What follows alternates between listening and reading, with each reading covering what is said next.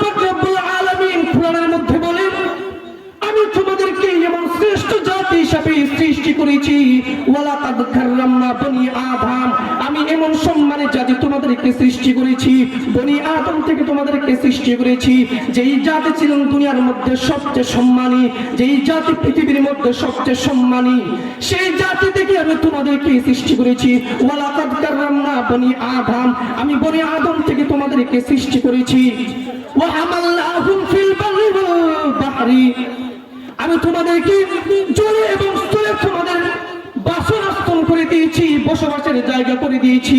মাটিতে বসবাসের জায়গা করে দিয়েছি, পানিতে বসবাসের জায়গা করে দিয়েছি।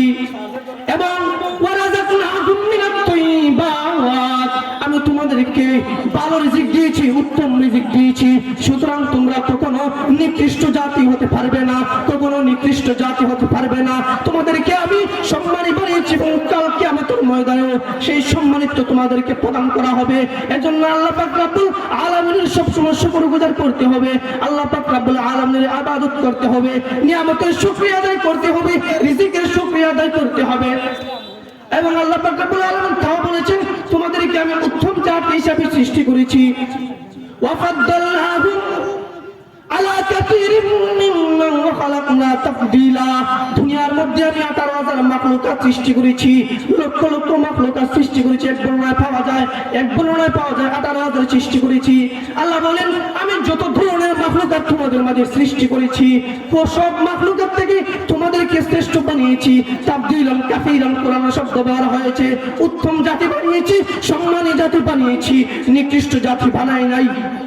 এজন্য বান্দারে, তুমি বান্দা যদি আমার আল্লাহর শুকরগুজার করে শেষ করতে পারবে না, কারণ আমি তোমাকে শ্রেষ্ঠ বানিয়েছি, কাল কিয়ামতের ময়দানে শ্রেষ্ঠ করে তুলব। সুতরাং আমার ইবাদত করো, আমার আমল অনুযায়ী চলো, আমার নীতি অনুযায়ী চলো। আল্লাহ বলেন, ওমা খালাকতুল জিন্না ওয়াল ইনসা ইল্লা লিয়াবুদুন, বান্দা আমি মানুষ এবং জিনকে বানিয়েছি ইবাদতের জন্য। চাই আমি নিকৃষ্ট পশুকে ইবাদতের ঘোষণা দিতে পারতাম, কিন্তু দেই নাই। দিয়েছে মানুষ জাতিকে, দিয়েছে জিন জাতিকে। কেন দিয়েছি? ইল্লা লিয়ারিফুনের ব্যাখ্যা মুফাসসিরিন কেরাম ব্যাখ্যা করেন, ইয়ারিফুনাল্লাহ, বান্দা তুমি আমাকে চেনার জন্য আমি তোমাদেরকে সৃষ্টি করেছিলাম, বান্দা তুমি আল্লাহকে চিনতে পারো। ইয়ারিফুনাল্লাহ তাফসীরে ব্যবহার হয়। তাহলে প্রশ্ন জাগে, ভাই আমার আল্লাহকে চিনবো কিভাবে? চিনবো হাদিস থেকে ব্যাখ্যা দিচ্ছি, তাহলে বুঝতে পারবেন ইবাদতের মাধ্যমে আল্লাহকে কেমনে চিনবো। হাদিসের ভাষ্য মতে পাওয়া যায়, আনতা আবুদুল্লাহ কাআন্নাকা তারা ফাইন লাম তাকুন তারাহু ফাইন্নাহু ইয়ারাক, বান্দা তুমি যদি ইবাদত করো, রাসূল বলেন এমন ভাবে ইবাদত করবা, আনতা আবুদুল্লাহ কাআন্নাকা তারা, আল্লাহ যাতে তোমার সামনে দাঁড়িয়ে আছেন সেই মনোভাব নিয়ে তুমি ইবাদত করো। ফাইন লাম তাকুন তারাহু, যদি বান্দা তুমি আল্লাহকে সামনে দেখতে না পাও, ফাইন্নাহু ইয়ারাক, মনে মনে ভেবে নিবা আল্লাহ তোমাকে দেখতেছেন। সেভাবে যদি আমরা ইবাদত করতে পারি, তাহলে ইল্লা লিয়াবুদুনের ব্যাখ্যায় যে মুফাসসিরিন কেরাম ব্যাখ্যা দিয়েছেন, ইল্লা ইয়ারিফুনাল্লাহ, আল্লাহকে চেনা সম্ভব হয়ে যাবে।